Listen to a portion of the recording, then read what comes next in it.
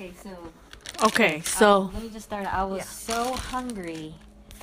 Just let's leave it right here. I was so hungry for when I started my path started unfolding, and I didn't know what was happening, but I was meditating for many hours throughout the day, and I just then I became fascinated and just really hungry.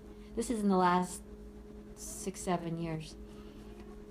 8 years, I became really hungry for the knowledge and speaking to the other side, and I was hungry for knowledge on channeling and metaphysics and mediumship and angel numbers and spirit, but I knew I only wanted to work with 100% light, nothing dark. I didn't want anything dark coming in, and so I had to learn about clearing and protecting my energy and just only working with light. And just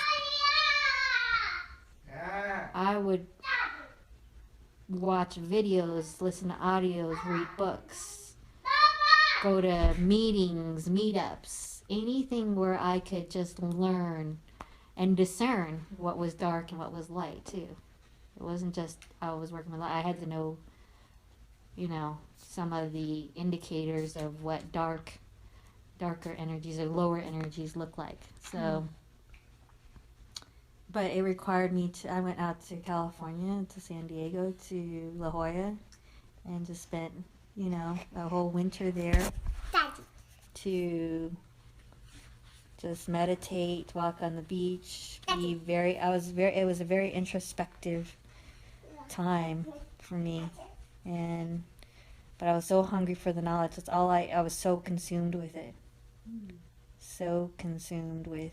So when you were first going to these classes and you just wanted to learn a lot, did you know that you were going to make this into your career? Like, were you like... No, I had no idea where it was. You just wanted to take the class. I was just like so passionate and in love with the whole subject and topic, and it was so fascinating to me that we could communicate with the divine underlying source.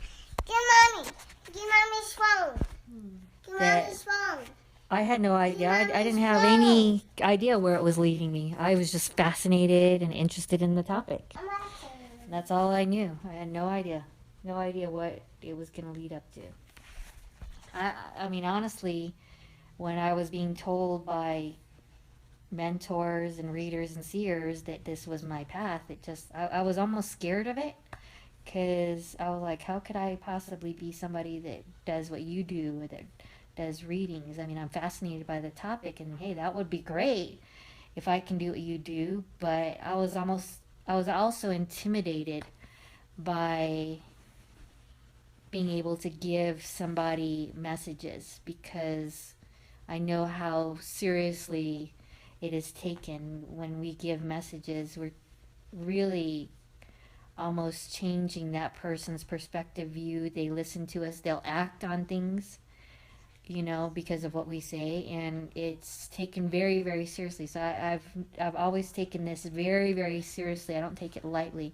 I'm very, very conscientious about the language and the verbiage I use, how it's said, that it's gentle and soft and with tact and with kindness. But I want to make sure it's also effective.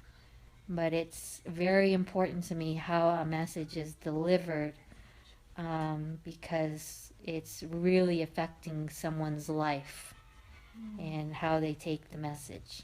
And of course, it's up to them how they interpret it, but really for me, it's my responsibility in how it's delivered in the best way it can be delivered for for everyone's highest interest. So when you did your first reading, did you know that you were giving an official reading, or was it something that just like came naturally, and then when it was over you were like, oh, I just did my first reading?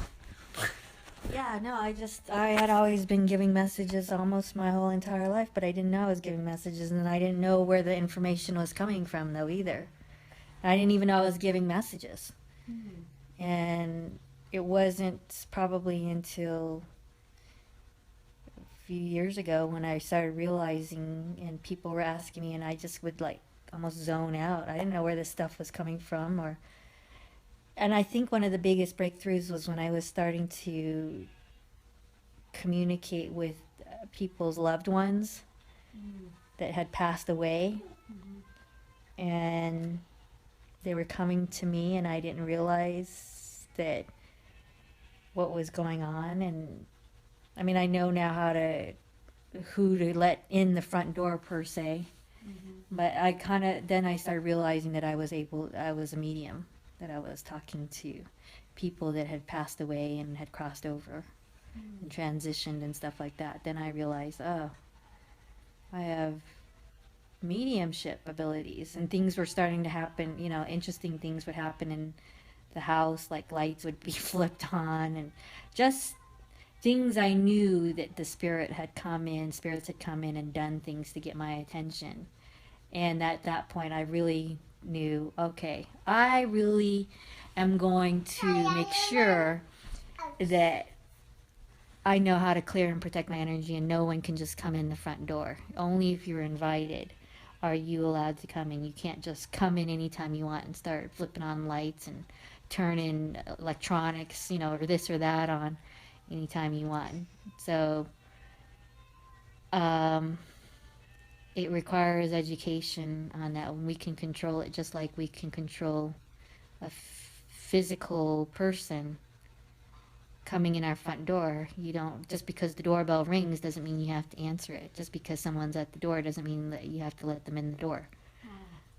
So I learned, how to not just let anybody come in. So when you're giving someone messages, basically, like you said, you've been giving them all your life. So compared to before you took these classes to now, when you're giving the messages, are you like seeing something, or are they saying something to you, or is it just a gut feeling, or is it a combination of all of it? Yeah, it's a combination of everything. Mine is probably the strongest. It's called clear cognizance, which is just knowledge that just gets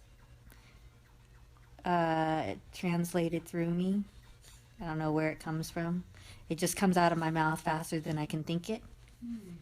And I'm not even thinking.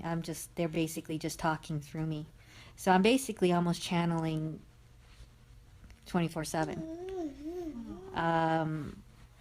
Almost everything that comes out of me now are from the divine highest beings of light, 100% light. So but who's delivering the message? Like, who's coming through me? Yeah, like if you're doing a reading for one person one day and then a reading for another person another day, is it the same spirit that's talking? No, it could be their guides.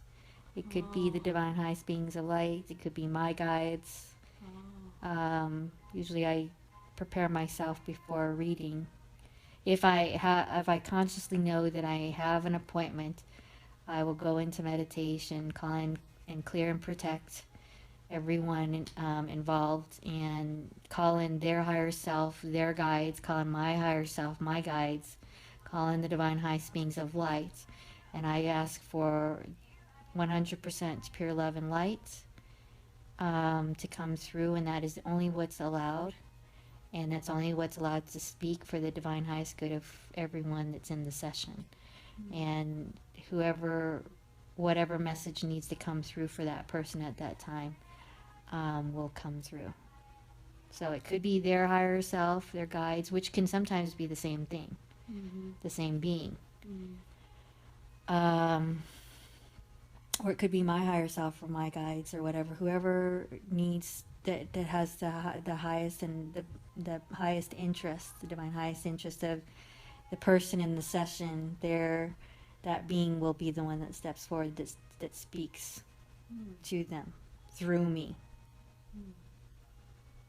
So someone had a really good question when I talked to them about you, and you were mentioning lights coming on and stuff like that.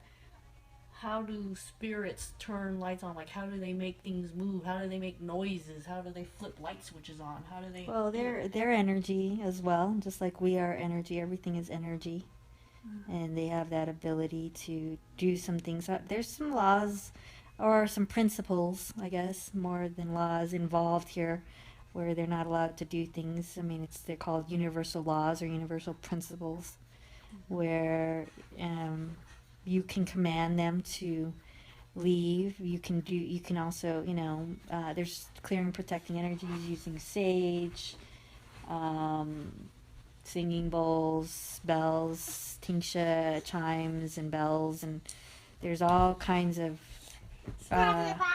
things that we can use, even just with our intention of calling in, like Archangel Michael, and commanding the spirits to leave with our intention, and only calling in and telling the spirits they must leave. It's just things like that. There's things that we can do to clear and protect our energies and not allow them in. And there's a vibrational frequency also. That wherever we're operating in our vibrational frequency is what we're going to have attract and come to us too, in our vibrational frequency. So those are things to be conscientious of when you're watching certain shows. You and I talked earlier about shows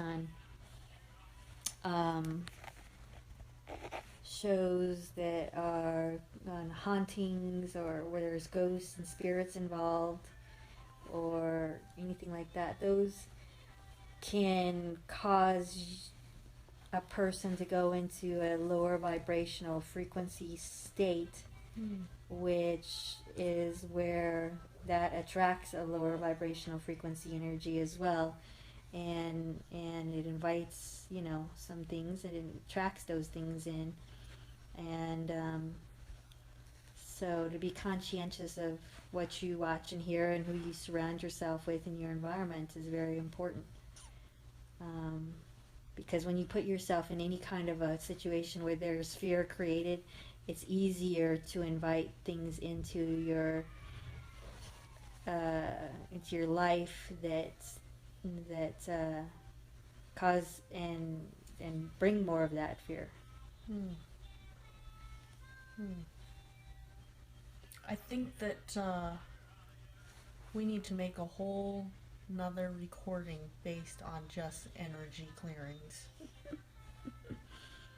Yeah, maybe. Because I have a lot of questions on that, and I think there's going to be a part 2 to this interview. All right. Number 1, I want to ask about what you said about hauntings and houses that are haunted. Like, is it real? Does it really exist? 2, the energy clearings, and when you do your energy clearings, how does it work? I mean, I know you mentioned a few things about it, but I like to know, like, I'm a very curious person, so I like to know kind of the step by step, or maybe how how you go about it. Yeah, also, I'm, creating a video right now on some of my favorite ways to easily clear energy, whether that's myself, because I always clear my energy before a session and then after a session for me and everyone involved. And then I do house clearings, energetic clearings for other people, remote as well. They don't have to be present. So building clearings, things like that, and that's all. That's all on my site. Tingle. That's all on my site. Tingle. Tingle. Tingle. That's all on my website at myspiritualenergy.com. Oh, I'm releasing, there's videos there, and lots of information there as well. oh, well, and then the other thing I want to do on this next interview, or there might be 3 or 4 or 5 parts to this, because you were talking about lower vibrational frequencies, and that made me think of questions that I get all the time when I post stuff on social media about the laws of attraction. And I remember I posted something that said that everything that's going on in your life right now, you attracted into your life. Yes. And so someone commented with a very good question, which I would like to speak on further on this part 2 interview. And that is, they asked me, Get Mommy's phone. how do we possibly attract everything into our lives? Like, they asked, even my parents' illnesses, Right. an accident, car accident that wasn't my fault. That's right. How did I attract that into my life? So I don't want you to answer that right now. We're gonna have to save that for part 2, because I got wild child over here. Okay, sounds good. Part 2, we will do. Okay. We will answer those questions. We're happy to assist with that. Okay. Thanks, sis. Now we add that to create use